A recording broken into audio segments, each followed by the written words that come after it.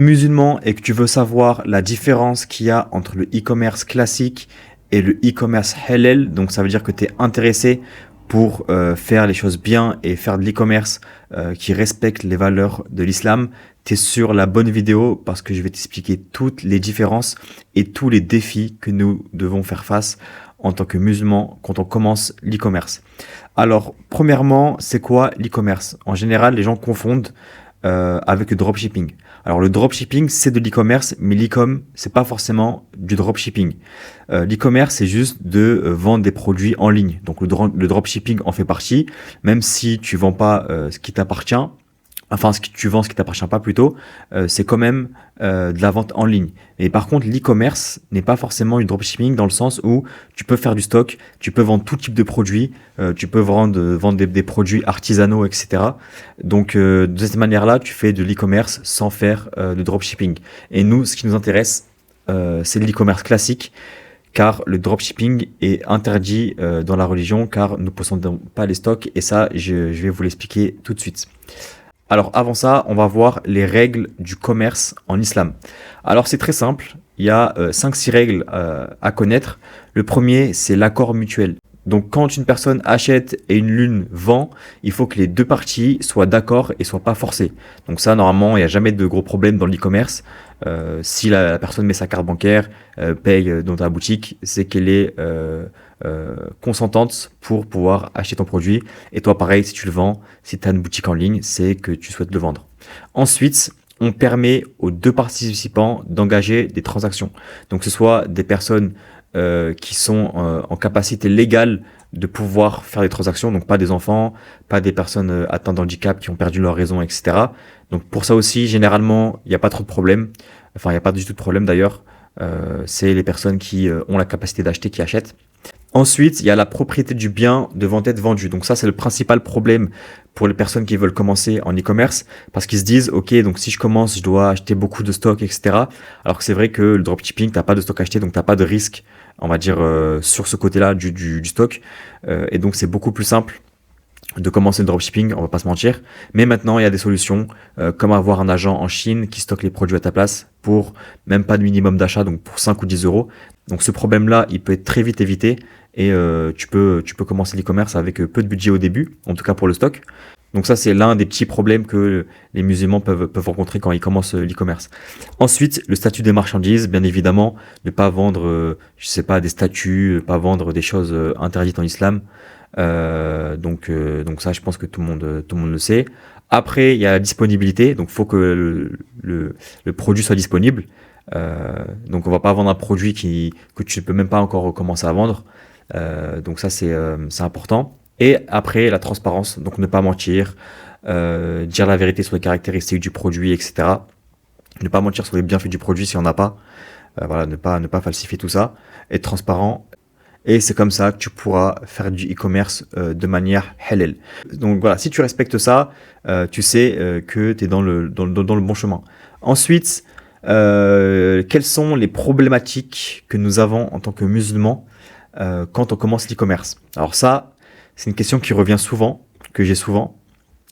Il y a à peu près 5 grands principes, grandes problématiques qui viennent lorsque la personne veut faire du e-commerce et veut faire ça de manière halal. Alors le premier, c'est le choix du produit. Comment choisir un produit où je ne dois pas montrer de femme ou qui est du coup autorisé, qu'on peut vendre?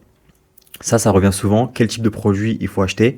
Il n'y a pas de réponse miracle par rapport à ça. Il faut juste essayer de trouver un produit où tu sais que tu pourras vendre sans montrer de femme. Donc éviter tout ce qui est crème parce qu'il faudra montrer des avant-après.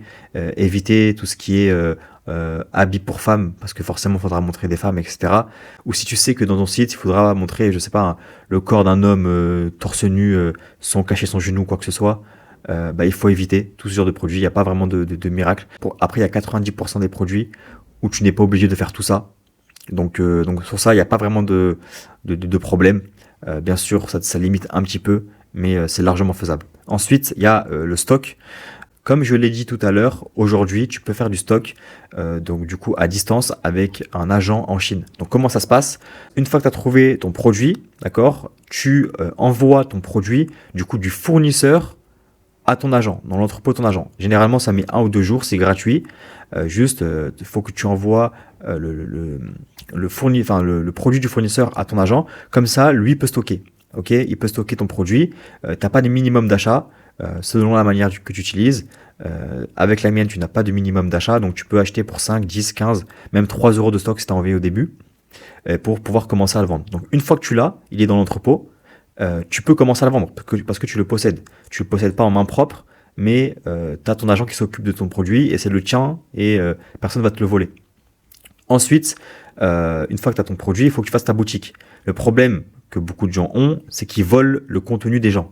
Donc ce qu'ils vont faire, c'est qu'ils vont prendre les publicités des personnes, prendre leur image, prendre tout et le mettre dans leur boutique, dans leur publicité, etc. Et ça, c'est un vrai problème parce que c'est du vol de contenu. On n'a pas le droit de voler le contenu des gens qui ont fait leur boutique ou quoi que ce soit. Je sais que c'est frustrant parce que nous, quand on va faire des boutiques et que ça va marcher, les autres vont pas hésiter à voler notre contenu. Mais voilà, c'est pas parce que eux le font qu'on doit le faire à notre tour aussi. Donc il faut faire ses images soi-même. Tu peux t'inspirer, tu peux voir ce que fait un concurrent et t'inspirer, voir ce qui a marché chez lui et le refaire. Mais il faut pas voler, donc pas faire de copier-coller, etc. Ensuite, la musique dans les publicités. Ça, c'est aussi un problème. Il y a beaucoup de personnes qui me disent, oui, mais comment tu fais des publicités sans musique, etc. Bah, toutes les publicités que je fais, je mets une voix derrière. Donc une voix d'une IA, soit de la mienne, soit une voix d'une IA. Maintenant, avec des IA, tu peux faire des belles voix qui accompagnent ta publicité, ta créative. Donc ça, c'est vraiment pas un problème du tout. 100% de mes publicités n'ont pas ni de musique, ni d'anachid, ni de quoi que ce soit. Juste une voix qui parle en fond et les vidéos qui défilent.